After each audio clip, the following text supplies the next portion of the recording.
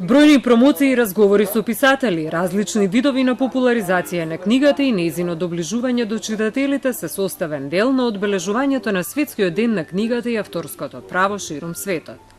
Кај нас тивко поминуваат ваквите настани, но се повод за преиспитување кои се причините и колку се чита кај нас. За жал кај нас ние не ги следиме тие трендови, зборувам генерално, не ги следиме тие трендови на одбележување некакво посуштинско на овој ден на книгата, освен поединечни заложби. Сметам дека ова е празник кој што пред се треба да биде прославен во библиотеките, во книжаниците, преку настани, преку средби на читатели на автори. Се секогаш велиме не се чита, премалку се чита лош избор на дела. Меѓутоа мислам дека сепак сведочиме за еден тренд на нагорна линија во однос на читателските искуства, особено оние кои што се врзани за некаква помлада генерација, да речеме, на писатели.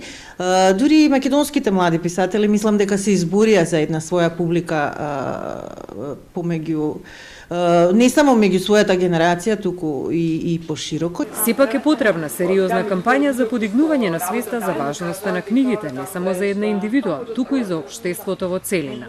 За тоа да го направиме, мораме да го промениме односот кон книгата во образовниот систем, да се ревидираат веројатно книгите кои се читаат, да се поттикнува љубовта кон читањето повеќе отколку да се инсистира на некакви наизуст повторени анализи на едни исти дела кои што децата ги препишуваат од интернет. Треба да се работи со најмладите, треба деца најпрв да се учат на навиката на читање, да стекнат навиката на читање, да ја научат важноста на читањето и на книгите и потоа со текот на времето да се претворат нели во читатели кои што ќе конзумираат секако вид на литература.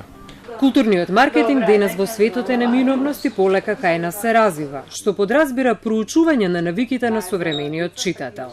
Сепак првите чекори, кои се клучни за создавањето и негувањето на идните читатели, е начинот на кој ќе ја доближите книгата до најмладите, кои секогаш ќе ја имаат за свој сопатник низ лавиринтите на животот со сите негови предизвици.